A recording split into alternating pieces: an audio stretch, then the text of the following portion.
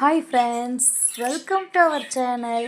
இன்றைக்கி நாம் வீடியோவில் என்ன பார்க்க போகிறோங்கன்னா, பலாக்கொட்டை கத்திரிக்காய் மாங்காய் குழம்பு தாங்க பார்க்க போகிறோம். வாங்க பலாக்காய் குழம்பு எப்படி செய்யுதுன்னு பார்க்கலாமா? அதுக்கு முன்னாடி நம்ம சேனலை சப்ஸ்கிரைப் பண்ணலாம், சப்ஸ்கிரைப் பண்ணிக்கோங்க.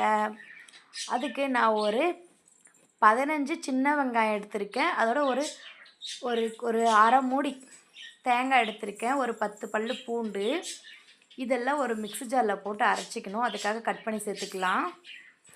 இதுக்கு கொஞ்சம் சின்ன வெங்காயம் எதுக்கு சேர்க்குதுன்னா டேஸ்ட்டுக்காக சேர்க்குதுங்க. சின்ன வெங்காயம் போடுறப்போ டேஸ்ட் நல்லாயிருக்கும், அதுக்காக தான் சின்ன வெங்காயம் சேர்க்குது. நீங்கள் பெரிய வெங்காயம் மட்டும் எடுக்குதுன்னா 2 எடுத்துக்கோங்க. நான் சின்ன வெங்காயம் சேர்த்துனா பெரிய வெங்காயம் 1 தான் கட் பண்ண போகிறேன். பாருங்கள், எல்லாத்தையும் எடுத்து மிக்ஸி ஜாரில் சேர்த்துக்கலாம். பூண்டு மட்டும்தான் சேர்க்கணும். இதற்கு நம்ம புளி ஊற்றுவோம், அதனால் இஞ்சி சேர்க்கக்கூடாது. புளி வைக்கிற குழம்புக்கு இஞ்சி வைக்காமல் வைக்கணும். புளி வைக்கலைனா தான் இஞ்சி சேர்க்கணும். சரிங்களா? பாருங்கள், எல்லாத்தையும் எடுத்து போட்டாச்சு. இதில் கொஞ்சம் நம்ம சீரகம் சேர்த்து அரைச்சிக்கணும். கொஞ்சம் சீரகம் சேர்த்து அரைச்சி எடுத்துக்கலாம். அப்புறம் நான் ஒரு 5 தக்காளி கட் பண்ணி வச்சுருக்கேன். ஒரு வெங்காயம், கொஞ்சம் பலாக்காய் கட் பண்ணி வச்சுருக்கேன். இது எதுக்கு அரைச்சி எடுத்துருந்தாச்சு. எதுக்காக கத்திரிக்காய் கட் பண்ணாமல் வச்சுருக்கேன். நம்ம தக்காளி வதங்குற கேப்லேயே நம்ம கத்திரிக்காய் கட் பண்ணிக்கலாம். அதுக்காக தான் கட் பண்ணாமல் வச்சுருக்கேன். அதான் கடாயில் எண்ணெய் சேர்த்துட்டு கடுகு பொரிஞ்சதும் கொஞ்சமாக வெந்தயம் சேர்த்துக்கோங்க. வெந்தயம் பொரிஞ்சதும் கறி லீஃப் சேர்த்துக்கோங்க. சேர்த்துட்டு அதுக்கப்புறம் அந்த கட் பண்ணி வச்சுருக்க ஒரு மீடியம் சைஸ் வெங்காயம் இருக்குல்ல, அதை சேர்த்துக்கலாம். சேர்த்து நல்லா வதக்கிக்கோங்க. கண்ணாடி பதம் வர்ற வரை வதக்கிக்கோங்க. கொஞ்சம் உப்பு சேர்த்துக்கோங்க, வெங்காயம் சீக்கிரமாக வதங்கிடும். கொஞ்சம் பெருங்காயத்தூள் சேர்த்துக்கோங்க. பாருங்கள், நல்லா வதக்கணுங்க. அப்போ தான் பார்த்திங்கன்னா டேஸ்ட் நல்லாயிருக்கும். இது வதக்கும் போதே பார்த்திங்கன்னா நமக்கு வாசம் நல்லா வரும். அப்புறம் நல்லா இது வதங்கிருச்சு. இப்போ நம்ம தக்காளி சேர்த்துக்கலாம். தக்காளி சேர்த்து ஒரு 5 மினிட்ஸ் நல்லா வதக்கிக்கோங்க. அடிப்படி கலரி விட்டே இருங்க, இல்லைனா தீஞ்சிரும். இது வதங்குற கேப்பில் நான் கத்திரிக்காய் கட் பண்ணி எடுத்துப்பேன். நீங்களும் அது மாதிரி கட் பண்ணி வச்சுக்கோங்க. ஃபஸ்ட்டே கட் பண்ணி வச்சிங்கன்னா அது அந்த கத்திரிக்காய் என்ன பண்ணால் ஒரு மாதிரி கருப்பு கலராக வந்துடும். அதனால் நம்ம கட் பண்ணி சேர்த்துக்கலாம். பாருங்கள், இதெல்லாம் ஓரளவுக்கு வதங்கி வந்துருச்சு.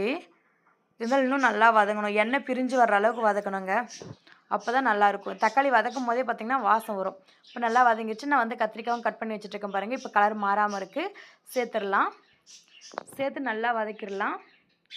இது கொஞ்சம் வதங்கினதும் நம்ம பலாக்கொட்டை இருக்குல்ல, அதை தோல் நீக்கிட்டு 2ஆக கட் பண்ணி வச்சுக்கோங்க. அப்போ தான் கொட்டை நல்லா வேகும். அதுக்காக தான். பாருங்கள், எவ்வளோ நல்லா வதங்கி வருதுன்னு. நல்லா வதங்கணுங்க. வதங்கினதும் இப்போ சேர்த்துடலாம். இப்போ இதெல்லாம் சேர்த்து 2 சேர்த்து நல்லா வதக்கிக்கலாம். கைவிடாமல் அப்பப்போ வதக்கிட்டே இருங்க. நீங்கள் ஸ்டீல் பாத்திரம் வைக்கிறோன்னா கொஞ்சம் மீடியம் ஃப்ளேம் வச்சுக்கோங்க, இல்லைனா தீஞ்சிரும். அதுதாங்க இப்போ நல்லா வதங்கிருச்சு. இப்போ மசாலா சேர்த்துடலாம். மசாலாலாம் ஒன்றும் இல்லைங்க. மஞ்சள், குழம்பு மிளகாய் தூள், இது 2 மட்டும்தாங்க நான் சேர்க்குறேன். மற்ற எந்த மசாலாவும் நான் சேர்க்கல. டேஸ்ட் வேறு லெவல். இது ஒரு குழம்பு வச்சா போதுங்க, 10 வீட்டுக்கு மணக்குங்க. சீரியஸ்லி சொல்கிறேன், கண்டிப்பாக ட்ரை பண்ணி பாருங்கள். நான் வெளியில் பாத்திரம் கழுவிட்டுருக்கேன். இது கொதிச்சிட்ருக்கு. அந்த வாசம் அங்கே வரையும் வருதுங்க, வெளியே வரையும் வருது. உண்மையிலேயே சூப்பராக இருக்குங்க. நீங்கள் கண்டிப்பாக ட்ரை பண்ணி பாருங்கள். இப்போ நம்ம அரைச்சி வச்ச பேஸ்ட் இருக்குல்ல, அதை சேர்த்துக்கலாம். தேங்காய் வெங்காயம்லாம் அரைச்சோம்ல, அதுதான் சின்ன வெங்காயம் சேர்த்து ஒரு நல்லா இது கொஞ்சம் மசாலாலாம் நல்லா மிக்ஸ் ஆகிற மாதிரி ஆக்கிட்டோம். ஆனதுக்கப்புறம் மிக்ஸி ஜார் கழுவி சேர்த்துக்கோங்க. பாருங்கள், நல்லா மிக்ஸ் ஆகணும். அப்போ அது பச்சை வாசனை போகும். அதுக்காக தான். இப்போ பச்சை வாசனை போயிடுச்சு. மிக்ஸி ஜார் கழுவி சேர்த்துக்கலாம். சேர்த்துட்டு இதுக்கு ஒரு 2 கொதி வரட்டும்னு வெயிட் பண்ணுங்கள். ஏன்னா அது மசாலாலாம் நல்லா சேரணும். அதுக்காக தான் கொஞ்சமாக தண்ணி ஊற்றி இது பண்ணுறது. நீங்கள் இப்படியே கூட சாப்பிட்லாம், நல்லாயிருக்கும். இருந்தால் நாங்கள் வீட்டில் புளி சேர்த்து தான் எல்லாம் சாப்பிடுவாங்க, அதனால் புளி சேர்க்குறேன். பாருங்கள், லேசாக கொதிச்சிருச்சு. இப்போ தேவையான தண்ணி சேர்த்துக்கலாம். தண்ணி சேர்த்து ஒரு கொதி வரட்டும். இது சாதத்தோடு வச்சு சாப்பிட்டீங்கன்னு வச்சுக்கோங்க, இதுக்கு சைடிஷே தேவையில்லைங்க. இதே மெயின் டிஷ், இதே சைடிஷ்ங்க. எதுவுமே தேவையில்லை, அப்படியே சாப்பிட்லாங்க. ஒரு டைம் செஞ்சுட்டுங்க. இனிமேல் அடிக்கடி இந்த பலாப்பழம் சீசன் வந்துச்சுன்னா இதுதான் போடுவேங்க. நான் அது கொதிக்கும் போது ஒரு மாங்காய் கட் பண்ணி சேர்த்துக்கிறேன். இது புளிப்பு மாங்காய். நீங்கள் வேணுன்னா சேர்த்துக்கோங்க, இல்லைன்னா விட்டுருங்க. இது சேர்த்து நல்லா மிக்ஸ் பண்ணிவிட்டு புளி கரைச்சி சேர்த்துக்கலாம். புளி வந்து ஒரு பெரிய லெமன் சைஸ் புளி வந்து கரைச்சி நான் சேர்த்துக்கிறேன். அதுதாங்க இப்போ சேர்த்துட்டு ஒரு 5 மினிட்ஸ் மூடி போட்டு மூடி வச்சிருங்க. நல்லா ஒரு கொதி வர்ற மாரி இருக்கும்போது மூடி போட்டு வச்சுருங்க. கரெக்டாக 5 மினிட்ஸில் வெந்துருங்க.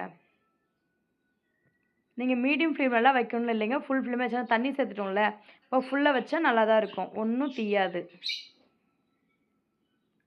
உங்களுக்கு பார்த்தாலே தெரியுங்க குழம்பு எப்படி இருக்குன்னு சொல்லிட்டு. உப்பு காரம் செக் பண்ணிவிட்டு மூடி போட்டுடலாம். நான் உப்பு காரம் செக் பண்ணிட்டு கரெக்டாக இருக்குது. பாருங்கள் இப்போ வந்து வச்சுட்டு 5 மினிட்ஸ் ஆகிடுச்சு. ஓப்பன் பண்ணி பார்க்கலாம். பார்த்தீங்களா எந்த அளவுக்கு கொதிச்சு வந்திருக்குன்ட்டு. வேறு லெவல் டேஸ்ட்டுங்க. அவ்வளோதாங்க, சூப்பரான பலாக்கா, கத்திரிக்காய், மாங்காய் குழம்பு ரெடி. கண்டிப்பாக ட்ரை பண்ணி பாருங்கள். எல்லாருக்கும் பிடிக்கும். செஞ்சு பார்த்துட்டு உங்கள் கமெண்ட் என்னவோ கமெண்ட் பாக்ஸில் கமெண்ட் பண்ணுங்கள். Bye friends.